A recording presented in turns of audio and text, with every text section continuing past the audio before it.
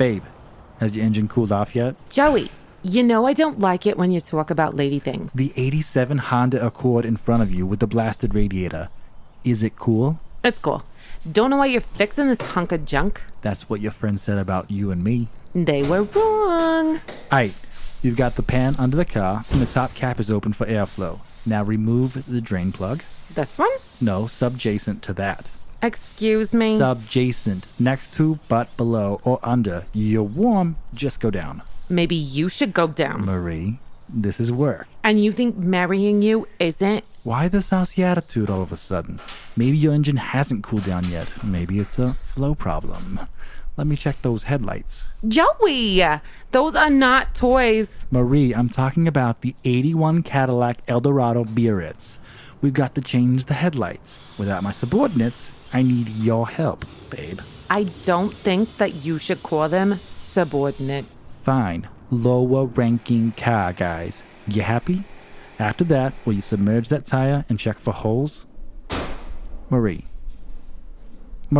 what are you doing? I'm working on my subcutaneous region.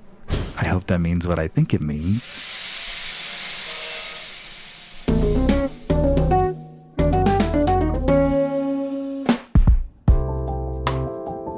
Welcome to Nerd Word, an electron-induced vocabulary edutainment podcast for building your speech, confidence, and brainceps.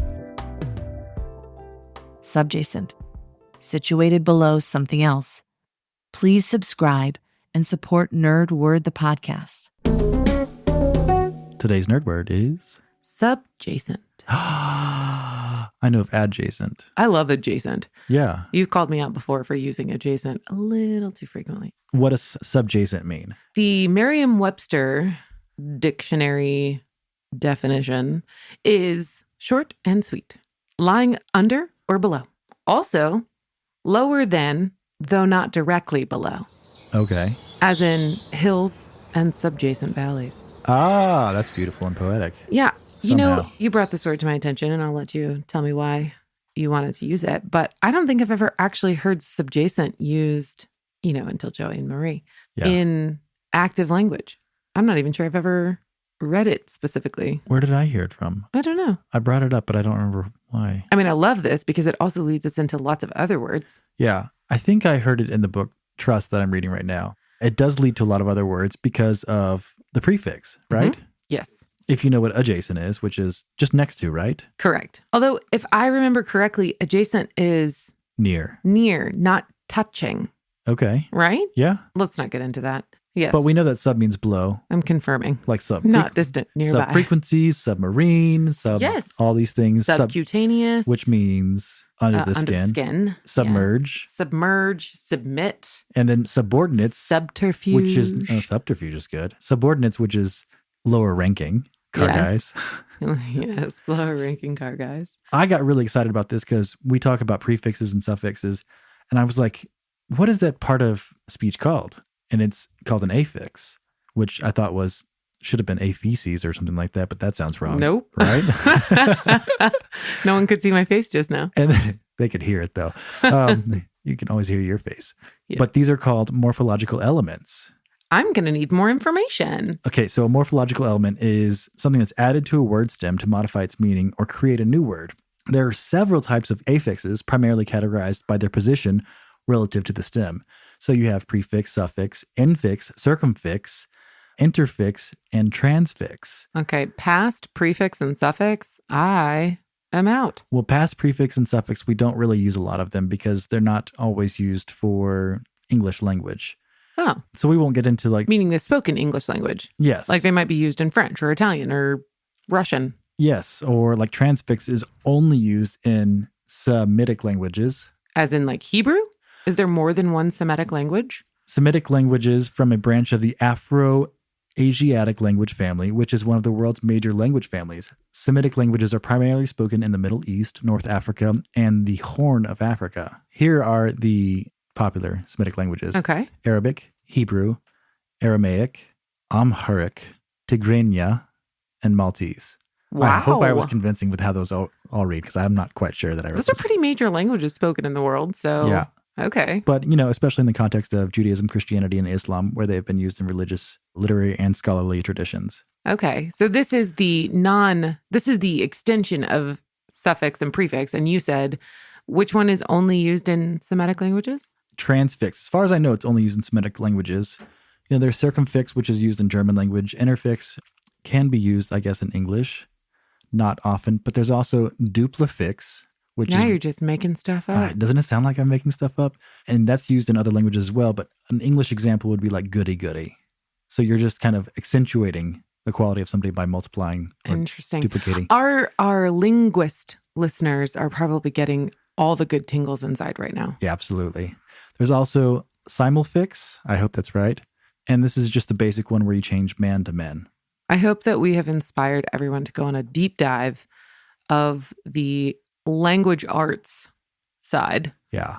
It's so much fun because I feel like now I can guess words way faster because of understanding that you can really modify a word or morph a word with affixes. It's interesting too, because I want to say that some people learn how to spell, like spelling bees training. This is how they do it. This is how you end up being able to spell a lot of different words because you can master parts of words and then just swap them out. Although I've probably oversimplified how people study first. I mean, oversimplification, my apologies. It's our way. National it's a podcasting way, 101. Spelling bee people. It makes sense, like if you get a definition or if you hear it in a sentence, then you can kind of contextualize what they mean by it. Completely. And then you have a much better idea how to spell it because you can start inserting your ideas of which affix is being used. Interesting. Yeah. And if you already know part of the word, adjacent versus subjacent versus upjacent. I was hoping there would be another directional word there, and I don't think I found another directional word. I'm trying to think what the prefix would be for above. What would be the... So subjacent... Yeah, tell me about it. Is what started this fun jaunt down the language arts rabbit hole that we've all very much enjoyed. There's not much to tell. I like it because it does have the prefix and that's kind of the... Did I steal your thunder there? No, I loved it. That's great. I didn't know any of those things. Okay. But you have some etymology on this, right? Yeah, I do. So originally this comes from Latin, subjacens, or subjacere, which is to lie under. It's amazing. Sub is the under, jacere is the lie, which is why adjacent is lie next to or near. So I think that's great. It's interesting because they put that the first known use was in 1583, but they didn't give me any information about how it was used. Which, does that mean that it was just used in such a generic way that it's not worth documenting the citation? Yeah, like, are we using this in 16th century architectural plans and so it's not that much fun? I mean, it's a directional word, so what's the etymology on right versus left? Unless you're speaking French and left means something different. But I feel like you could use subjacent for a non-directional, like you could use it as more of a figurative piece of language. No. Show me. I knew you were going to do that. Put you on the spot.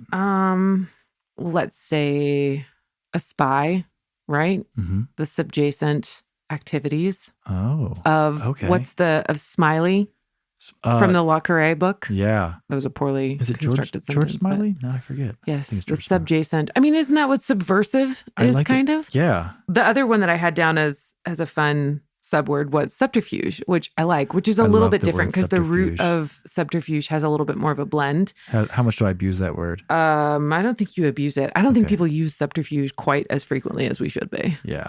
It's a great word. Yeah. I also like subcutaneous. And what I loved about subcutaneous, because I went to look at what the different roots were for these words, because they all have sub, which is the Latin, as we just And if subcutaneous is under the skin, yes. Does cutaneous mean the skin? Cutis. Oh, cutis. Oh, Latin again? Isn't that adorable? Subcutis.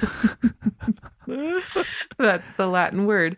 But it's being, living, occurring, or administered under the skin, which doesn't have as many, I don't think you have as many figurative uses as you possibly could with subjacent. Yeah.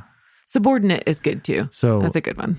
Submarine, quite literally under the sea. Yeah. That's fantastic. And then you can sing the Beatles song.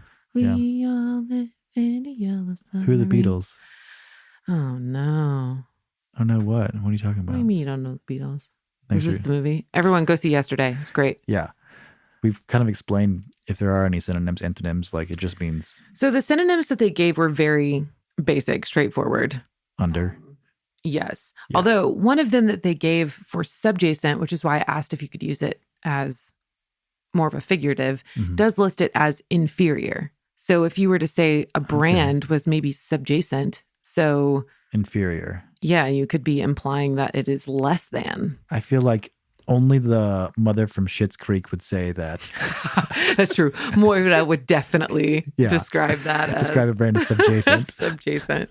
The antonyms were upper or above. Yeah. Which then leads me to where's the... We need the prefix for upper. Yeah, where's the directional? I was thinking of adjunct and subjunctive. Subjunctive, adjunctive. Uh-huh. Do these work? What does junct mean? I don't know. Let's look for the prefix of... And we need the Jeopardy music. I think it's also interesting because when you looked up subjacent, subcutaneous, and then now I'm looking up the prefix for upper, many of the references are medical. In fact, in the subjacent example sentence was something about a hematoma immediately causing a subjacent hematoma. Does everybody know what a hematoma is? It's a bruise. It's more than a bruise. It's like swelling. The cartoon, whenever bonk, the hammer on the head, and then you see the little bumps stick out. It's an excessive swelling. My brother hit me with a basketball when I had braces back when I was 12 years old, and within like 30 minutes, my cheek had swelled up about like an inch. Like I looked like a cartoon. Creating a hematoma immediately subjacent to your eyeball. Yeah. That was appropriate. It's a subcutaneous bruise. Yes. But isn't that hematoma? Isn't a hematoma under the... I don't know. I was just trying to use more good words. I prepared a poem.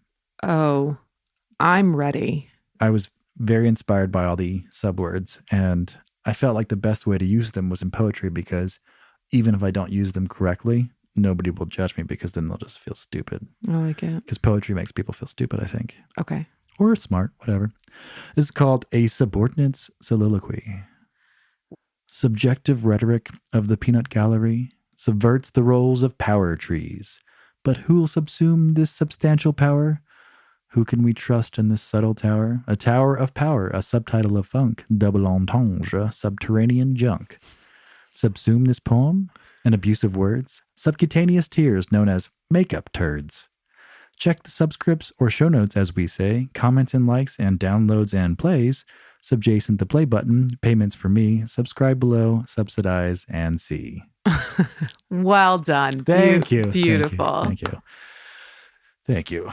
I think the prefix we were looking for upper might be just super. Oh, yeah. As in like superimposed. Yeah. It's just so straightforward that I didn't even think about it. Yeah. Language is great. It is great. Speaking of language, that's the terrible segue. Better than a subway. Oh, fantastic. Yeah. I just wanted to mention that our dear friend Margot is kicking butt with Death by Southwest, which is her podcast. It's been absolutely kicking ass. Oh, but Margot is amazing. Margot is amazing. And Jenna and Margot also produces Joe Buck's podcast. And now I think Jim Brewer's podcast. So clearly she's super talented. And we love listening to her podcast. It is great stories, great fun facts about cities, interesting cases that they look at. I guess we should tell them a little more because it is a true crime. True crime. That focuses on the American Southwest. Yeah. And I just imagine cacti every time she tells one of her stories about these gruesome murders. Well, the music at the beginning is exactly painting that picture. Kind of like the slow walk through the desert. You hear the rattlesnake. You can see the scenery pop up for you. And then you hear her Midwestern accent just slide off. This series contains adult language and descriptions of graphic violence. Listener discretion is advised. She's not from the American Southwest. Yeah, but she does great stuff. Yeah. So check out our friend's podcast, Death by Southwest. Nerd Word is a Revision Sound production. If you love what you hear, subscribe or head over to our Patreon account.